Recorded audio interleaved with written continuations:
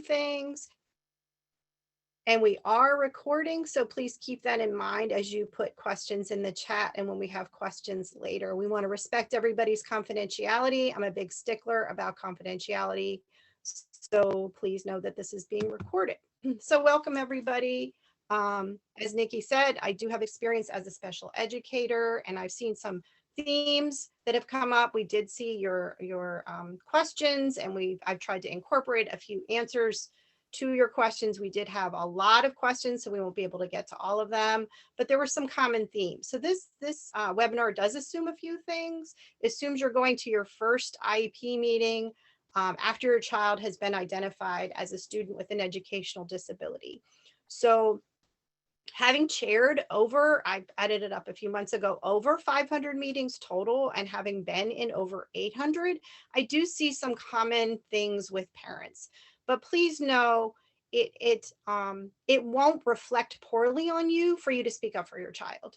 I've been through this process myself as someone who has faced the school system that I was in with my own child. So, and with a master's degree, so it almost doesn't matter who you are. If you come in, the parents are treated, unfortunately, if there is a challenging situation, often it really is irrelevant what your background is. I just want to sort of preface everything. If we can get started with the slides, thank you, Miss Nikki, and we'll go over tonight's desired outcomes. I saw some common questions. We wanted to incorporate those into the expected outcomes, which one of the outcomes will be for you to understand a typical agenda for an IEP meeting. What will you hear and see when you first walk in the door? What can you expect? What the roles are of each person. Next slide, please. Thank you, Ms. Nikki. Ways to prepare in terms of collecting data, words to say, and maybe terms not to say in an IEP meeting, and how to present your information as the most informed person at the table. While yes, there are people there who have special education degrees, who are psychologists, who are OTs, who are speech language pathologists, you see your child every day. You saw your child last year. You saw your child, many of you, during virtual learning. You are the expert on your child. Whether or not you know that or realize that or the team acknowledges that, you are the expert. You know what your child prefers. You know your child's strengths, your child's needs. You are the expert. So recommending what to say and what not to say, and also what you hear and what you can question. Those are some of the desired outcomes of the meetings. Next slide, please. One of the things that I really recommend in thinking about my preparation for this webinar was to do your homework before the meeting. And I don't mean to read your child's report 7 times. I mean, learn the terminology that's going to go on in every meeting, because this won't be your last meeting.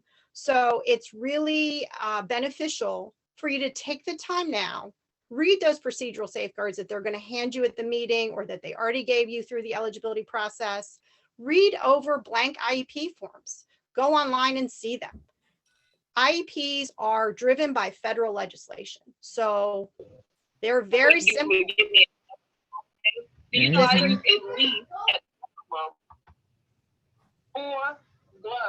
If we could all mute, thank you for muting your mic. So know your terms, know the difference between present levels of performance, the least restrictive environment, what they mean by being educated with non-disabled peers. And we'll go through a few of those as we go through the slides. But really go online. You can literally Google procedural safeguards, due process rights for your state or your county, and it's in a PDF in multiple languages online. It's a heavy document. Many educators don't read the whole document. Many general educators never see that document other than see it handed to a parent at an IEP meeting. And many special educators do not know that document inside and out, unfortunately. It has things in there like independent educational evaluations, how to file a state complaint, when to go to due process or not. It has in there when consent is required. It has when you need to receive prior written notice. So really take some time. I wouldn't even read them all the same day. I would set aside like 15 or 20 minutes a day maybe every 3 days in the 2 weeks before the meeting, and read those procedural safeguards. They hand them to you at the meeting. There is no time in that IEP meeting for you to go through a 10 or a 15 or a 20-page document, depending on the county. Okay, next slide, please.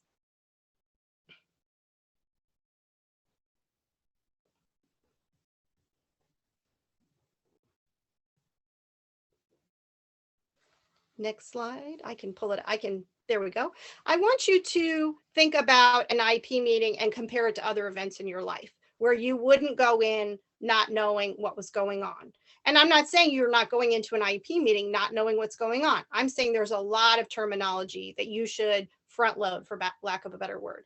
When you close on a house and you go to a mortgage closing and there's a stack of papers and they set aside a certain amount of time, that's not the first time you're finding out what an adjustable rate mortgage is or what closing costs are. Really know ahead of time what you're signing. If you have major surgery, they might give you tons of forms. You don't sign them 5 minutes before your surgery. If you apply for a job, you have everything ready. Same thing about an IEP. And I think many parents already are informed. This webinar, one of the purposes is to have you be even more informed. Next slide, please. So the IEP team has their data. You should have your data. And parents go, I don't have data. I just know, he does his homework at the Boys and Girls Club, or he does his homework with his big brother. I don't have any data. I know he likes to eat dinner at Outback on Saturdays and he loves soccer. I know that he plays with the neighborhood child and he loves story hour. All of that is helpful information. Data, you don't realize how much data you have until you stop and start writing it down. Go to Target, go to the dollar store, wherever, get a spiral notebook, get a couple gel pens, get some Post-it notes, tab your pages, have that data ready. It could be as simple as when he had to do his reading assignment, every week he's saying the words are too hard, this is too easy, I'm not interested. That's all data. That's telling the team about your child, about your child's frustration level, about your child's capability levels. Know your child in that. What you see is very telling. How does your child interact with somebody at church or at synagogue or at mosque or at the grocery store? That's all very helpful data. If the school team is saying, we don't see your child interacting with peers, and you go, wait, he goes to karate on Saturday, he talks with his friends at karate. That's data. That's data on social interaction. That's helpful, useful data. If you're an electronic note keeper, put it in a Google Doc, date and time it. You never know, down the line, you might need that data for any kind of use. You might need the data at the next annual review. You might need the data when you get the quarterly progress reports and you go, it says here he's not doing his homework, but I know that I checked off he does his homework. Maybe he's not turning his homework in. So really, you're keeping your data, not necessarily to say to the team, aha, you didn't know this or that, but you're adding to their data. You're giving a more comprehensive, complete profile of your child so that the IEP is more meaningful. Next slide, please. What kind of data can a parent keep? Parents go, I didn't know I could write that down, or not that I could, but that the team would want to know about that. This is very helpful. When a case manager prepares for an annual review, they typically start several weeks ahead of time. They typically ask all of the students, instructional support, instructional staff, certain things. How is a child engaged? Do they interact with peers? Are they turning in their work? Do they need reteaching? All of that is data. They're collecting data. They're trying to put information together. If it's the initial IEP, which this webinar is addressing, then they're looking at educational assessments and psychological assessments. So you bring your data to the table. Maybe you have a different view of your child from when they're doing homework at the kitchen table, when there's the TV on, versus when they're in their room and there's no noise. That's very helpful data. That could contribute to whether or not that child maybe needed to be tested in a small group setting. If a child keeps saying, this is too hard, I hate math, I can't do addition, I wish I had a calculator, that's all really helpful data. The child often is the best source in terms of expression, in terms of saying, this is too hard, this is too easy, this is boring, I learned this last year. That's all so helpful. And I would put a date and a time. You know, Jimmy said last Tuesday, he's tired of doing this, this 1 minute math. He did this last year. He wants harder math. That's important data. An IEP is supposed to address needs and strengths. So we need to know the whole picture. If you have a child who's very, very social, very athletic, very musical, very artistic, loves animals, cares for younger siblings, that's all helpful data. That's all giving us a more comprehensive picture of that child's strengths and that child's capabilities, because they may or may not be demonstrating those skills and those same behaviors at school. So it's really important. Do not discount the data that you're recording. Next slide, please. So a typical agenda, and some school systems are actually putting this in a form and having the parents, see them check it off. And if you've already been to an eligibility meeting, then they welcome everybody.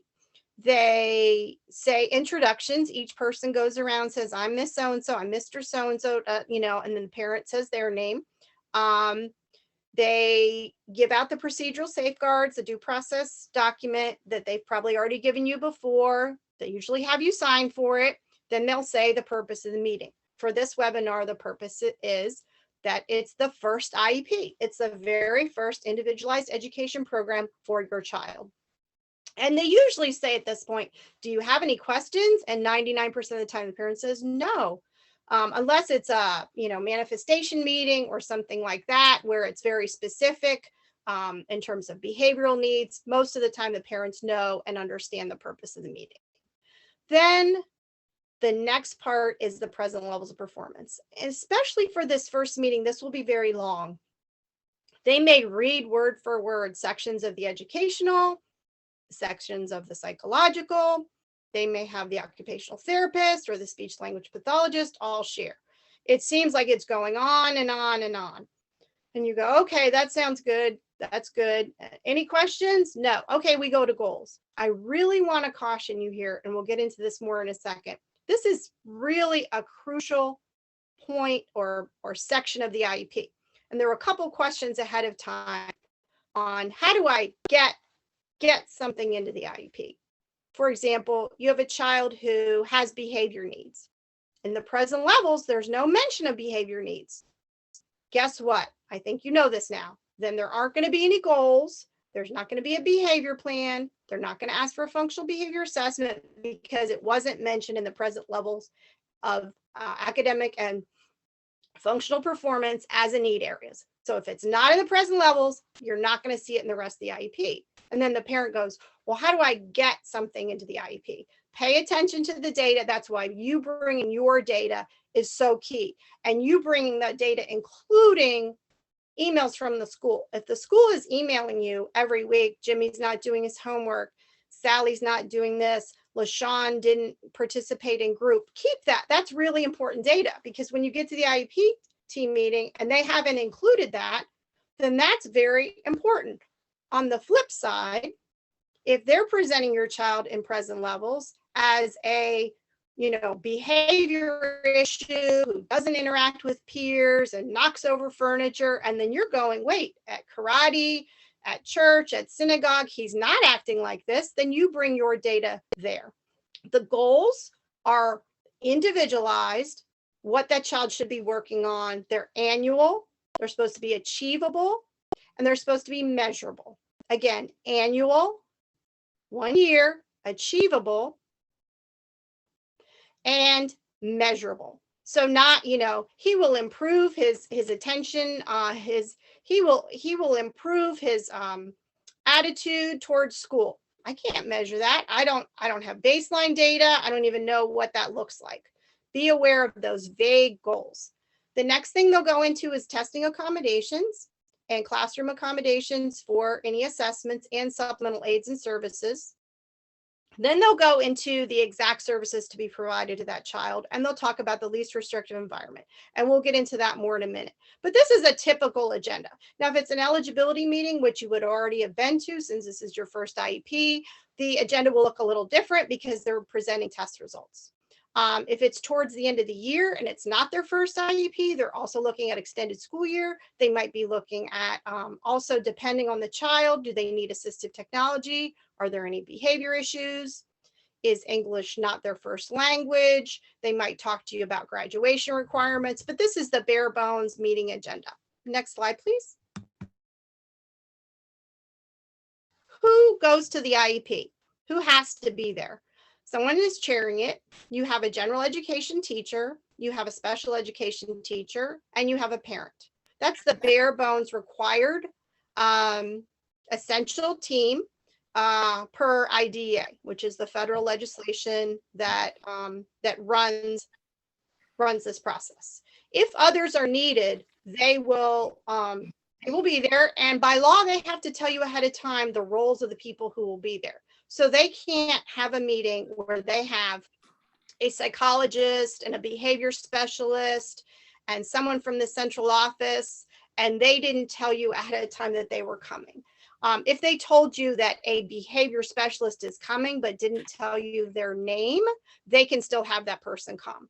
But if you have a whole team of people show up and you weren't told that those specific, those people with those titles were coming, you can actually, as a parent, say, I wasn't told ahead of time.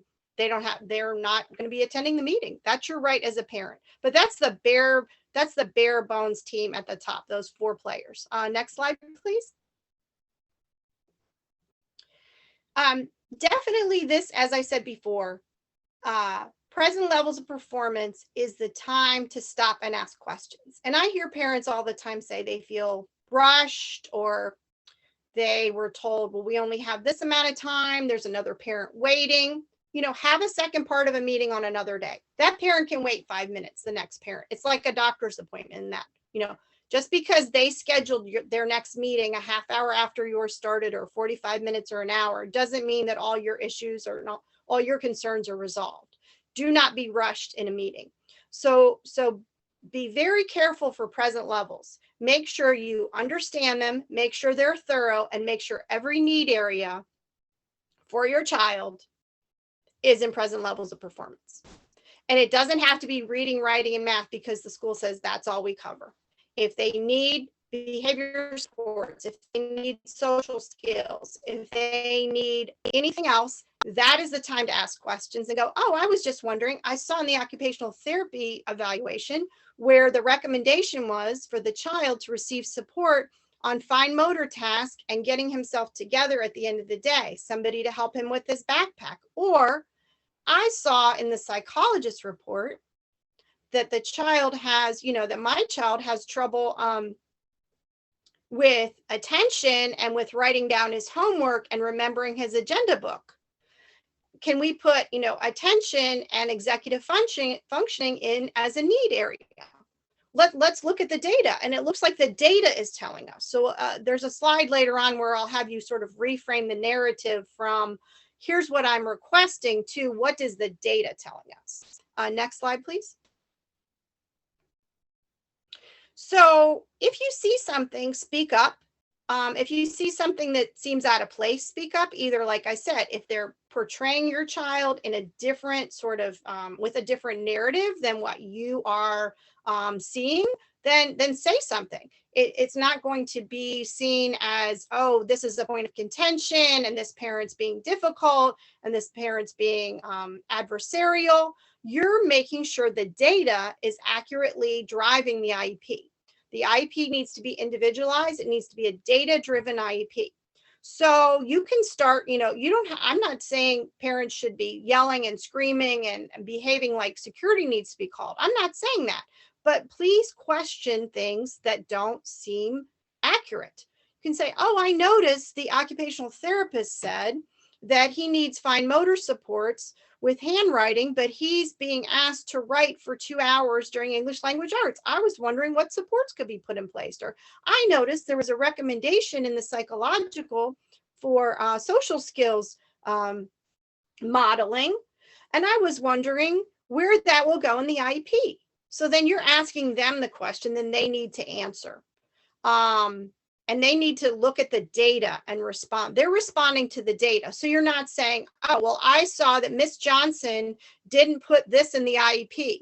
That kind of will freeze a meeting. But if you say, oh, I noticed that this data says this, where could we put that? Or what goal would, how would we work on that? Would that be a goal? Would that be an accommodation? Where would that go? You start a conversation. And then if you hear adjectives, and we'll talk about that in a second, ask for nouns and verbs. I was in a meeting with a client last year, and a long-term sub, and we know a lot of schools are short-staffed and they have subs, said, well, that child's behavior was inappropriate. I don't know. That could mean so many things to so many people. What do I do with that information? It was and it wasn't meant to be like, oh, I'm really concerned that child's behavior is inappropriate. What can we do? It was, that child's behavior was inappropriate. It was sort of like, that child doesn't belong in this room. Sorry. So if you hear a word like that, there's another slide that we're going to talk about how to get better information when you're hearing those terms. Next slide, please. And I put this very large font for a reason. Parents will say, all I'm requesting, all I'm asking. Yeah, I'm not being flippant when I say you're not at Outback Steakhouse asking for extra cheese on your cheese fries. You're not requesting anything and you're not asking anything. The reason I say to avoid that is that seems extra, like they're doing you a favor. They're not doing you a favor by honoring the data, by giving, by writing an IEP that your child is legally entitled to. So instead of saying, well, I would just like to request that the child, gets OT once a month. I would just like to ask that the OT, provide services once a month. Instead, cite the data. Oh, I noticed the occupational therapist said that he has needs that would require direct and indirect support. And I'm wondering where that's going to be in the IEP. So again, you're talking about that data. Let the data do your talking for you. You don't need to request or ask for anything when the data is already telling you and telling the team what to do. Now, if the data is missing and they haven't assessed in that area, like you think your child has fine motor issues, you see it, and they didn't do an assessment, you can ask for the team to reconvene. Federal law says you have to assess in all suspected areas of disability. All suspected areas of disability. So if they didn't do an evaluation prior and now you see a need area, you can send a very nice email and copy all the right people. And again, you're not being difficult, you're being thorough. Again, rethink your narrative. You're not being difficult, you're being thorough. Next slide, please. I want you to look for these red flag words that the teams will use. And I apologize on behalf of educators everywhere if you've seen these. I've given reports back to teachers if they're giving me data to do an FBA or when I was teaching or something, and I get these words, I give it back and I go, I don't know what that means. Be more specific. These are the words, and if you've heard them, that's unfortunate. Inappropriate, adequate, aggressive, out of control. You might see meltdown too, unable to sustain attention. Non-responsive, like, oh, I asked Jimmy to do that during virtual learning. He was non-responsive. You can say, I didn't hear back from the child. He refused to do this task. He was unwilling to participate in written language practice. He did not. It's almost putting the blame on the child instead of saying, I asked the child to write his spelling words. He did not write his spelling words. That's an observation. He did not write his spelling words. There's no judgment. It's not subjective. There's nothing attached to that that's attaching blame. Unless the child says, I refuse to read this book. How do you know they refused? How do you know if a child's being aggressive if another child came and pushed him and he turned and pushed the child away? Is that an aggressive child, or is that child trying to be, a child showing self-preservation? If you hear, oh, he was behaving inappropriately at recess, what does that mean? Was he hanging from a tree, swinging around, throwing rocks? Was he jumping up and down when they were supposed to stand in line? Was he grabbing somebody's jacket? What does that mean, inappropriate? Next slide, please. So when you hear any of those words, again, when you hear an adjective, ask for a noun and a verb. So so all of this goes into why is having the information in the plop so important? And if you see those red flag words, ask for fine tuning, reframing, rewording to get that present level correct. Why is it so important? Because if it's not in there, you're not going to see it in the goals, you're not going to see it in the accommodations, you're not going to see it in services. So this first meeting where you have present levels that includes a lot of information from evaluations, your data is very important. Your data on how your child does homework or not. Or how much they're interested in it. Your child's social interactions with children in the neighborhood or extracurricular activities. Your child's ability to follow 2- and 3-step directions. Your child's interest. Wow, they watch Discovery and they know everything about cheetahs. Had a little friend years ago. He knew everything about cheetahs. Reading far below grade level, but knew everything about cheetahs. Give him credit for that. Next slide, please. If you have data to share, you really want to make sure this is the time in those present levels. And we did have at least one question that came across ahead of time about elopement and another question about adaptive functioning and self-care.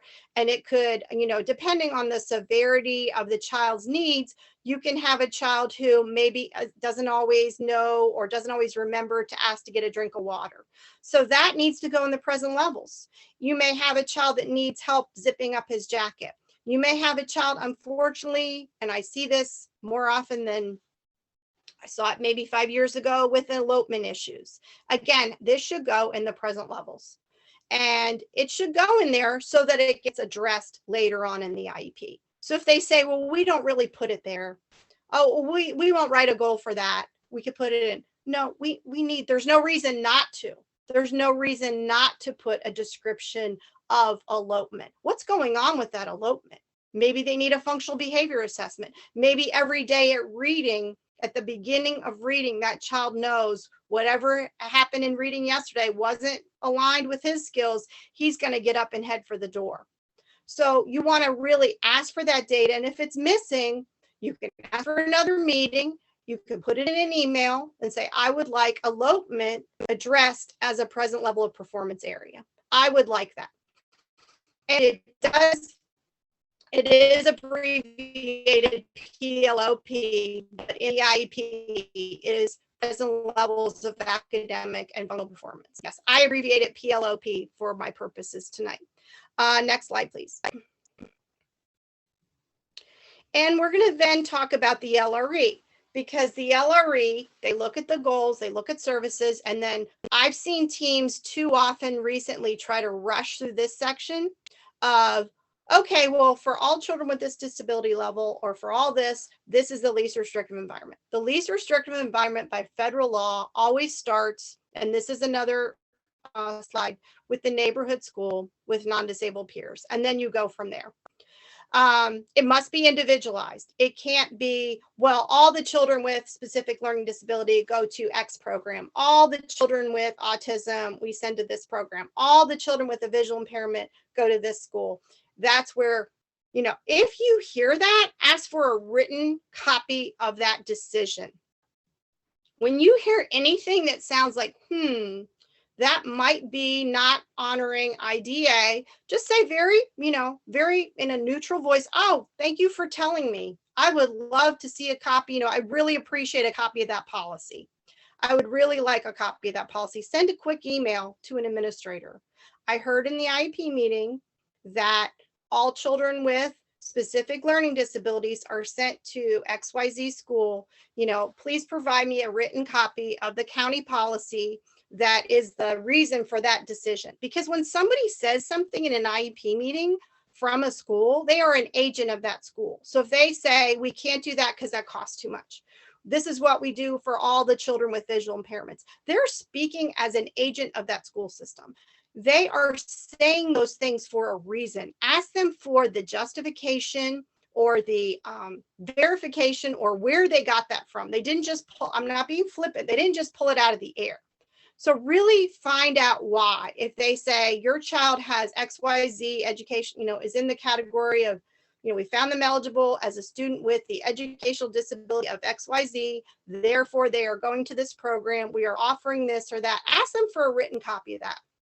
And I just put in the site for IDA on LRE. Next slide, please. So for your child at that first meeting, they need to start with the local neighborhood school in the general ed setting and then go from there. Obviously, if it's a child with very severe concerns, who has safety issues, severe behavior issues, et cetera, maybe at that initial meeting, they're already talking about additional supports in the classroom, whatever those look like. But they can't just say, like I said, they're in this disability category, or this is the paperwork, so then therefore they must go to XYZ program. It has to be individualized. You may have a child who needs a lot of support in the classroom for academic reasons, for behavior reasons, for communication reasons, for self-help reasons, and the school system needs to individualize that program to make it work for that child in the least restrictive environment. Next slide, please. When you hear LRE discussions from teams, beware of we can't, we won't, and we don't.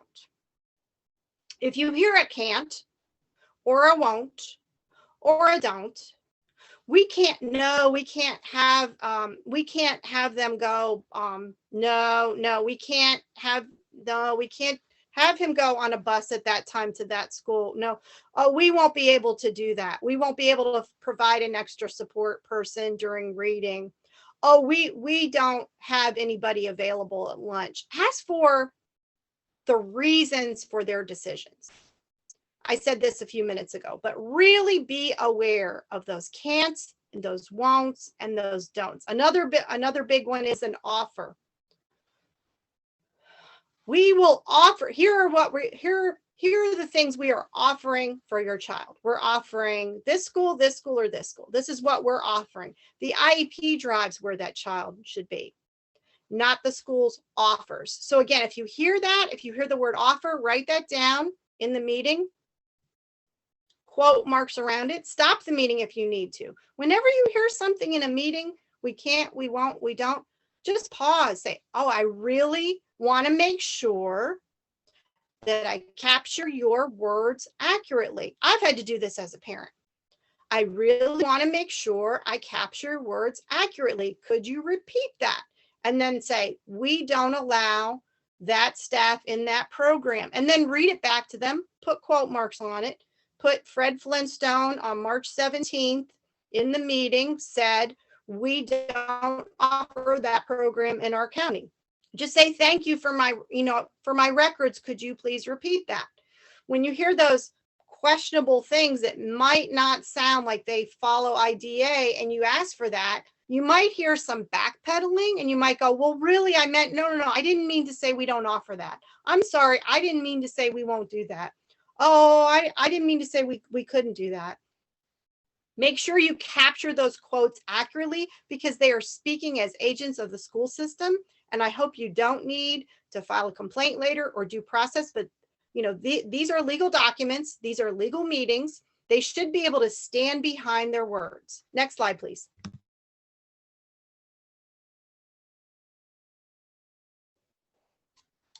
Sorry about that. I did want to leave time for questions. I know it looks like there's some in the IDEA, Individuals with Disabilities Education Act. It was originally called something else back in the 70s.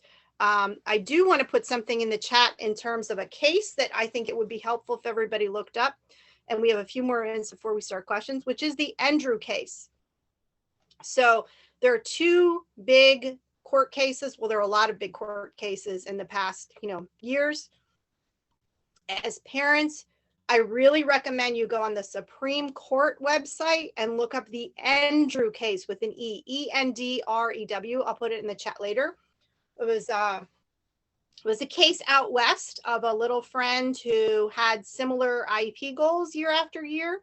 And the parents were like, wait, where's progress? And the school was like, wait a minute. We're kind of doing the best we can. Progress. This is what Andrew case. There we go. Yes, the Supreme Court. Because prior to that, most of the time, school systems referred to the Hendrick Hudson versus Raleigh case, which was about a little young scholar with hearing challenges whose parents said, we would like to have full-time interpreting. And the Supreme Court said, well, we're giving you some, we're giving you something, giving you some benefit. She doesn't necessarily need that. So really, when you look at the Raleigh case, R-O-W-L-E-Y, and the Endrew case, which came after, those are two cases that I think all parents should know. I'm guessing a lot of school staff, I'm not sure how, aware they are of those. Hopefully they are, but those are just two to keep in mind. I think they're very, very interesting. Yes, the Raleigh case. I hope this was helpful for you in terms of things to say and things not to say. And I know it's a cliche, but you are the expert on your child. When you go into those meetings, they know your child from, whether it's 8:30 to 3 or, what reports they're reading. You know your child. You know your child, how they did last year in school. You know what your child is telling you about how hard the work is, how easy the work is, if their peer is bothering them, if they don't get enough, chances to get up and get a water break. You know your child. So you should be the respected expert in those meetings about your child. People should be deferring to you as the expert on your child. Someone that tested your child over if it's a psychological, 4 to 5 hour period over a couple days and wrote a report and maybe have tested all these other children with similar disability profiles, or somebody that does a Woodcock-Johnson or somebody that does an FBA. Yes, they have a snapshot. But you really are the expert on your child. And I know now with coming back from post virtual learning and it's commonly known there are staff shortages here and there, long-term subs, teachers covering multiple classes. None of that precludes your child from having an individualized education program that is thorough and comprehensive and is meaningful. Okay, so I think Miss Nikki, if you want to look into the chat and see a few questions, there is my contact information if anybody does need to contact me. But Miss Nikki, I'm definitely open.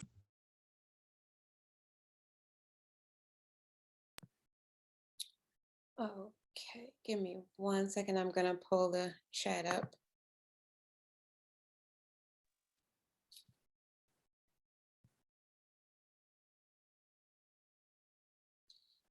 So the first question we have is, what are the required documents that the school should be providing before the first IEP meeting? It's interesting because typically you would have already had your eligibility meeting. So you would have already had those assessments, and that would have been a prior meeting where they determined eligibility for special education.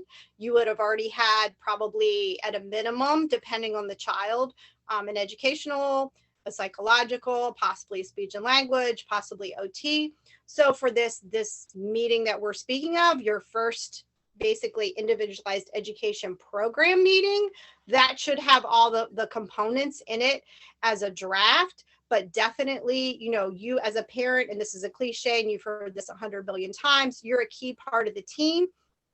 And they shouldn't have a predetermined outcome. So yes, they should give you a draft with present levels, with goals. I've been in meetings with clients not in Maryland, and sometimes I've actually seen people like write the goals during the meeting, and that's hard for a parent to have meaningful participation during the meeting if they haven't seen it ahead of time.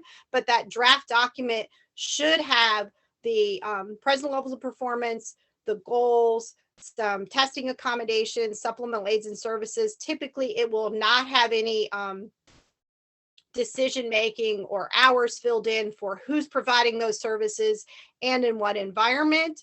That is a team decision. The whole document is supposed to have contributions from a team, but they do start with a draft, typically with at least present levels and goals in some of those other areas. Typically, they do not have the services and the LRE and extended school year and all of those things filled in ahead of time. So you should get a draft document ahead of time. And again, with these long-term subs filling in and with, special education teachers doing double duty, you might not get it until the day of the meeting or the day before. And they're going to be apologetic to you about it. And they're running around trying to collect data from people who might have been out themselves. So then they didn't get, I've been in that position as a case manager. I've gone in on a Sunday and taped notes on people's doors who didn't respond to 2 or 3 emails so that I could write a meaningful IEP. And sometimes if the gen ed teacher or whomever doesn't get back to the case manager, then the case manager doesn't want to send home skeleton, bare bones document. They want to wait till everybody has a chance to have input.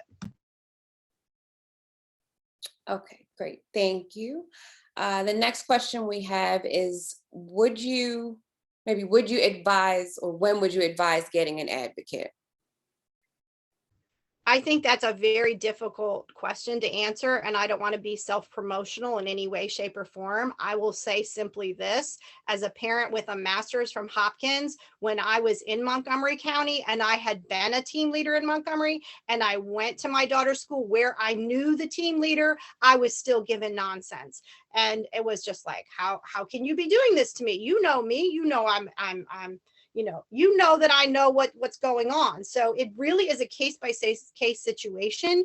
I think if you are finding that the school is ignoring something really blatant and you need another set of eyes, even as a consult, to look at documents and go, wait, what isn't adding up here? One of the things I do, I have a case right now in Utah where I'm doing like a forensic analysis of where the missing pieces are and just putting the documents together and just giving the parent and the attorney working on the case sort of my set of eyes on what isn't adding up, what isn't aligning in terms of best practices or IDA. So things aren't making sense if the services are being denied.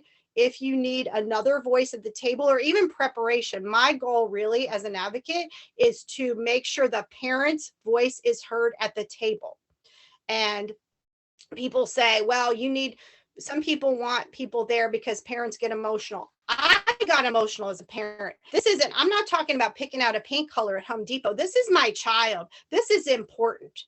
I can be emotional and not have you call security on me. I can speak up for my child and advocate for my child. So it's another set of eyes to speak up about your child, which there is no more important topic to me, in my opinion. Okay, awesome. Thank you. We have several questions. Yes, the recording and the slides will be shared with parents. I have a question. How often should we have IEP meetings? I believe you covered that. That's a beautiful, amazing question, because I talked to a client this week who has a friend. It's not a client she's talking about, who has a friend who says, I never sign the IEP. I just go every month and ask for more. And I feel like you're almost like, it's just like that's beating a dead horse with the process. You really need to have an IEP meeting as often as you need to have an IEP meeting. Some information that came to me last year was very interesting. If a child, for example, has, unfortunately, this is upsetting, but it's true. If a child is in a bullying situation and the school is not acknowledging it or doing anything about it, there's actually a provision under Section 504 of the 1973 Rehabilitation Act that's talking about that child is not given access to their education. So it doesn't even have to be, is that child not progressing on that IEP? It could be maybe the goals aren't addressing all of their needs. I mean, IDEA says if the progress reports are coming out and the child, if you see a bunch of progress report codes and they're all not making progress, and they're not calling you or emailing you to have an IEP meeting, But by law, you can have an IEP meeting when you want to. I definitely recommend putting it in a short email request instead of a phone call, and having a very specific agenda ahead of time. I want to talk about these two topics, because you don't want to have topics like, if you want to talk about transportation, they need to know to have transportation there. So if you just give them this sort of this nebulous, I want to have an IEP meeting, and you don't sort of let them know maybe an area of concern or a topic, it might waste your time, because you might get to the table and you want to say, you know, the bus goes in the wrong direction, and there's this child on the bus that's bothering my child, and they'll say, we didn't know it was a transportation issue, or we would have got that staff person here. So give them a general idea of the area of concern. Maybe the OT was on maternity leave and there's no services being provided. You know, you don't need to be pointing fingers at her in the email. Just say, you know, come to the table and say, I have an area of concern. Again, you're using nouns and verbs, not adjectives. You're saying, these are the services, what's going on. Then make sure you document what's going on. If you requested that meeting and you're hearing something that doesn't sound right, make sure you document that with quotes. Okay, awesome. We have another question. Says there was not an eligibility issue. Private testing was done. Will this affect the trajectory of meetings? It's interesting with private testing because, and I'm not sure I'm understanding the question. If eligibility wasn't an issue, am I hearing it right? Then I'm wondering why private testing would be done. Should I look for the question in the chat? Sorry, this is Leanne. Hi, I don't know. Hi. I think I had a mistypo. Not that eligibility. I have not had an eligibility meeting. It was just went into private testing because of our opinions and the educator's opinion. So it's just checking to see if that changes what goes into an IEP meeting, because this comes from an outside source rather than the school system. That's a great question. You do hear this. I'll never forget. I was 2005. I was in Howard County. That person is no longer a principal, but I got a report and I went to the principal and I'm like, we need to have an IEP meeting. She goes, no, just stick it in the file. And I knew that wasn't right. I said, so you're saying that this parent went and got this testing done, which contradicts our testing. And it was my first year in the building. I think it was my first month in the building. And I said, you don't think we should have a meeting? And I knew we had to have a meeting, and we had like, that was the first sort of area of conflict, shall we say, in a nice way, that I had with that administrator. And she's like, no, just stick it in the file. And of course I knew that was wrong. So I emailed the central office to get documentation, because I knew that was wrong. They do need to consider that documentation, and you want to make sure you have the qualified examiners there at the meeting. So again, say your purpose for the meeting, say you want to have a meeting to discuss, interpretation of test results that are from private testing, so that you have the right person there, because the general ed teacher is not the qualified examiner on that. If it's psychological, you need the school psychologist there. Especially when there's a huge discrepancy between what the school sees and what private testing needs. Sometimes you really need, have your documentation, because parents don't go get, but there's a reason parents go and get outside testing. So have that ready, have the reason that you got it, and also any classroom performance data that aligns with it, that goes with that supports what that examiner saw, especially when they're two different things. Especially when the school system is saying, okay, they could be eligible, or they could be found eligible in this disability category, and the private examiner says, no, it's a different category. Especially then, you really want to have rock solid data. You want to make sure you're going into the meeting very prepared. And if they disagree or dispute or say they won't consider that, again, take those quotes down, write those names down. Not again in a, you're not they're trying to start World War III. You're trying to protect your child and have a comprehensive meeting about your child. We have a question. What happens if your child does not meet their IEP goals? It's interesting, because there could be different reasons for this. You could have a child walk in the door from, Fred Flintstone Elementary going to Barney Rubble Elementary. And Fred Flintstone, I had this years ago, where a child came in with reading goals that were just outrageous. They weren't matched to his present levels. They weren't giving him pull-out instruction at all. He was years behind in reading. And I'm the new person trying to figure out what's going on. I had to call the school and ask different questions and go, what is going on? Were those goals even written appropriately? That's a great question. You kind of have to do some back mapping with that. You have to go, what caused them to write those goals? What present levels of performance were used or were not used? Did they use a MAP score? Did they use a Woodcock-Johnson score? Did they do running records? Are they in small guided reading? Are they in Spire? What data did they use to decide that those goals were needed? And go back and look at that data. And for lack of a better word, see if that's corrupted data. I know that's like a technical, but look at that data. Did that data even, would that data to a reasonable person, such as you as the parent, result in that goal being written? Go back and look at why that goal is written. If they're trying to say that that child is going to be on grade level and they're 3 grade levels behind. So if you see a goal saying, okay, Jimmy will read at grade level by whatever, by making this amount of progress each quarter. And for the last 2 years, he's had the same reading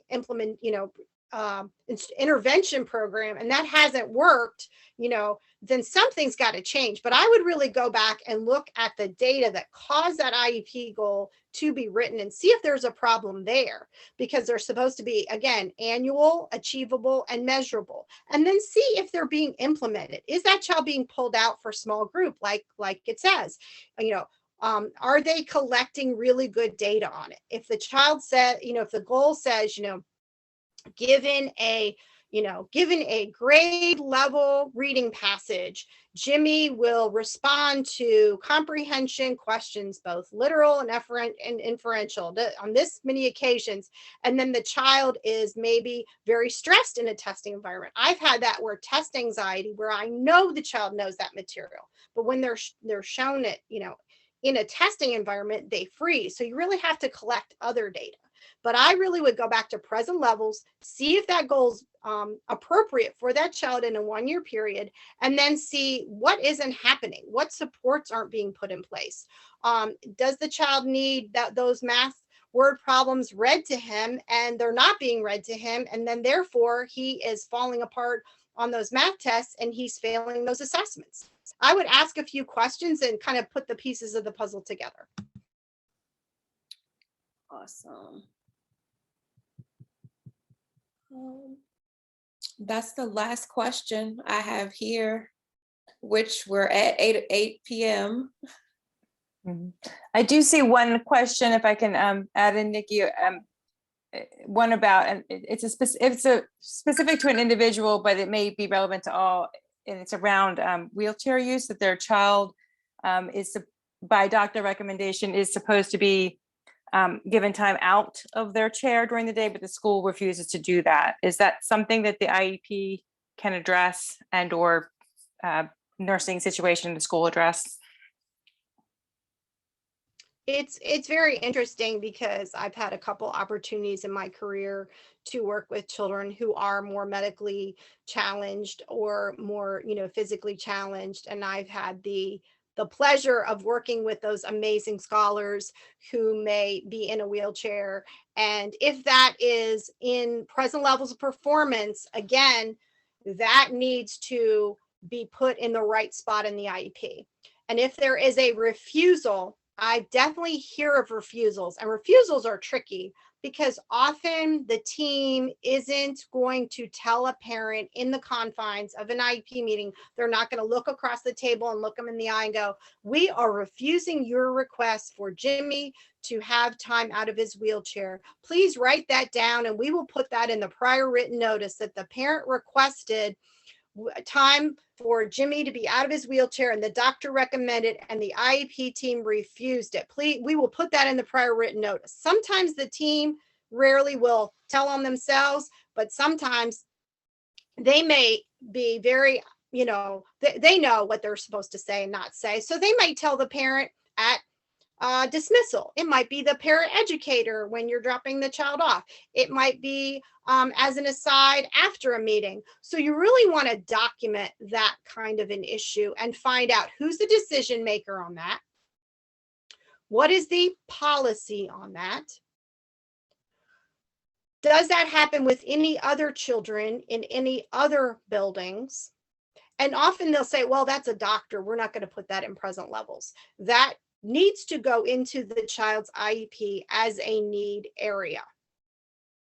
It needs to go into an IEP as a need area. As someone who has worked, not every year by any means, but I've had a couple summers of extended school year and my first year teaching. I've had children who needed self-help care in terms of, and I'm not being graphic or anything, in terms of they need help with some self-care needs, whether I walk them to the nurse and I make sure they go in and use the restroom, or we make sure that that they have the right, nutrition for their feeding pump, whatever it is. That's in the IEP.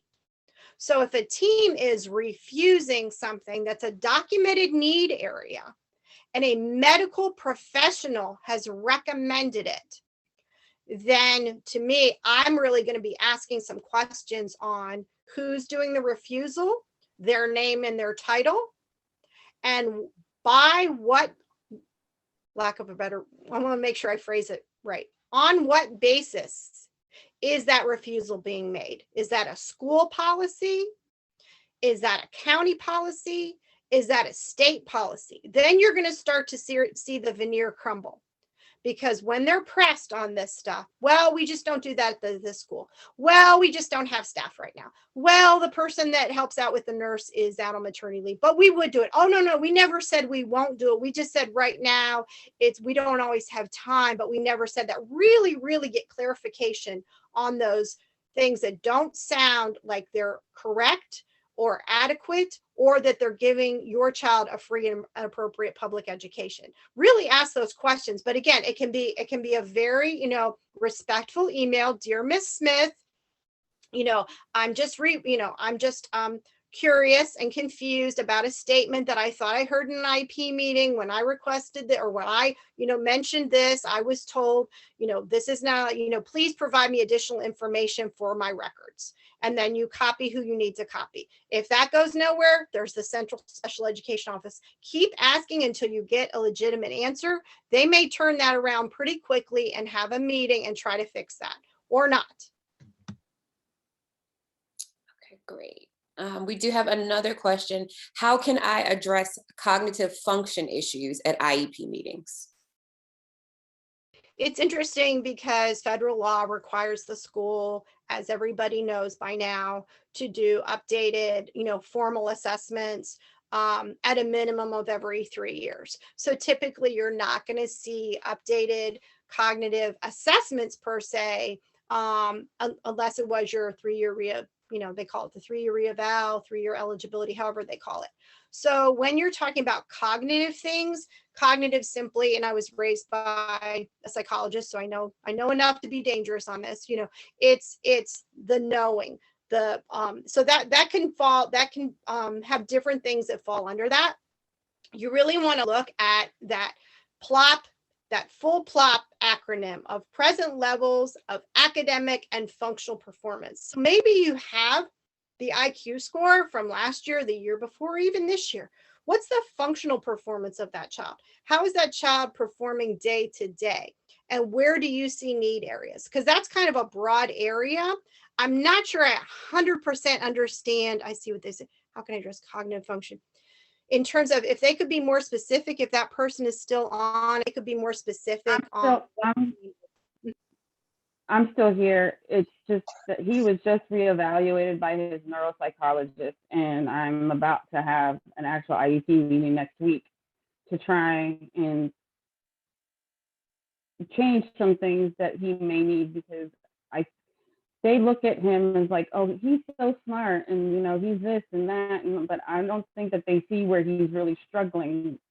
Because like I sit with him here now, and just as a simple thing of writing, he can read. He reads above his grade level, but when it comes to actually putting words together and writing an assignment, he struggles with that. And go ahead. No, I was just gonna say I would rephrase that need area as more academic production than cognitive functioning. Does that make sense?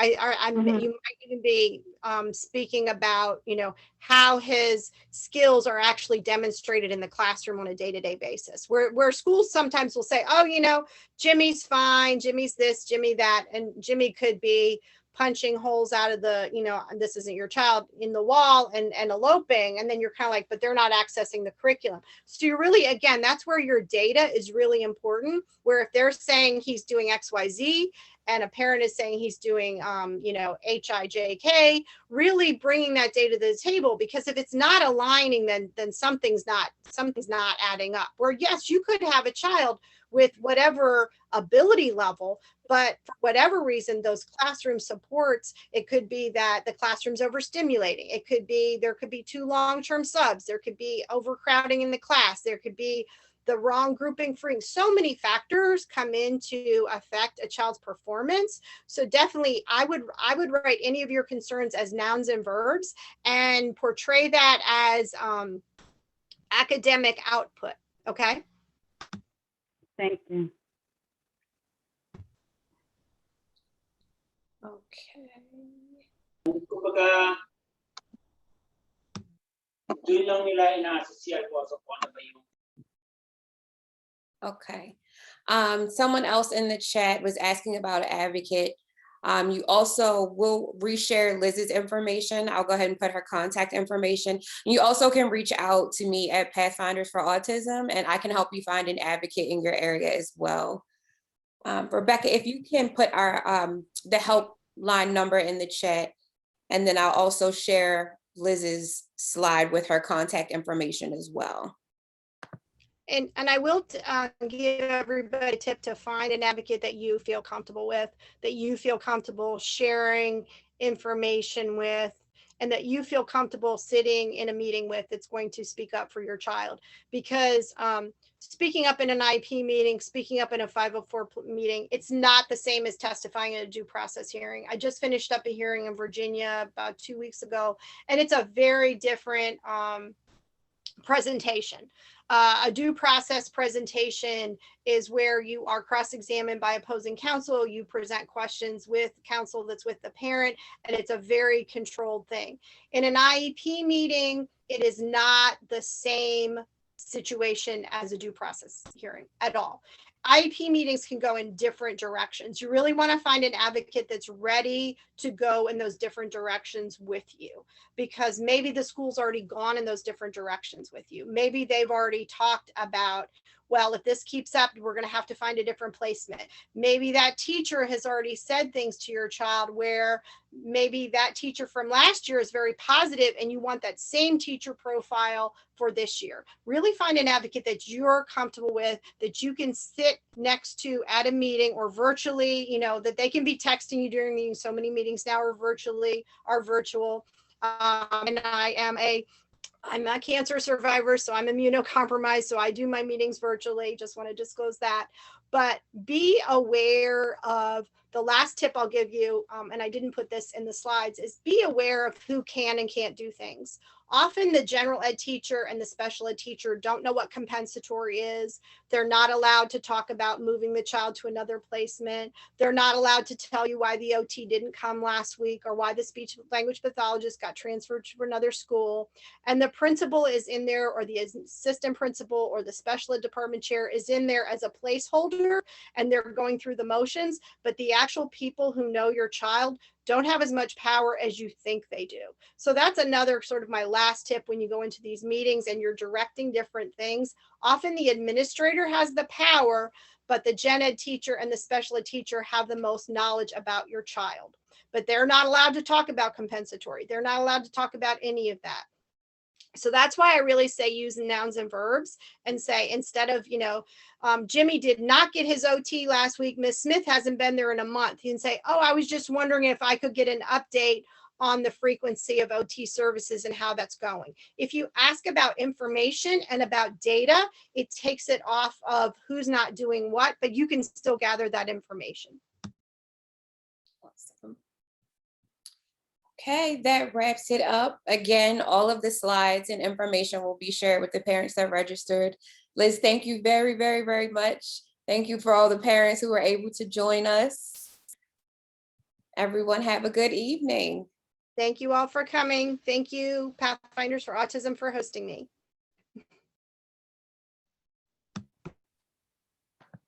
Thank you, Liz. Thank you, Miss Rebecca. Thank you, Miss Nikki. You are so welcome. Thank you. Yeah, we appreciate all the information. Thank you. And Thanks, everyone, for joining us.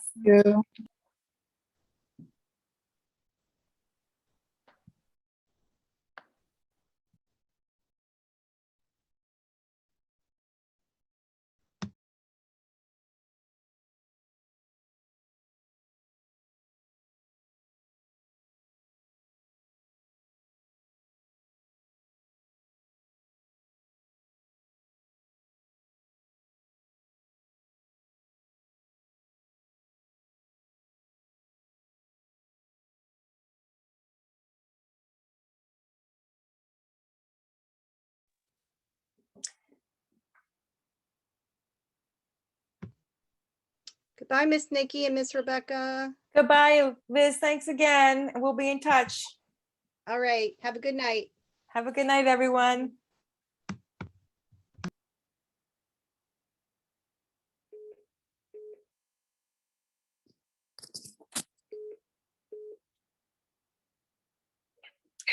Hi. Please tell me I didn't hit the wrong. Oops, hold on. Hold on 1 second. I think I'm still on Zoom. Okay, good. All right. I think I hit the wrong one. It's okay. Everybody's hold on 1 second, let me mute because there are a few people still on here. I'm trying to Okay.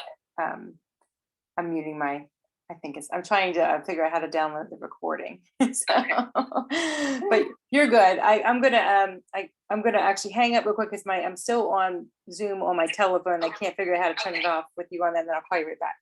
Okay.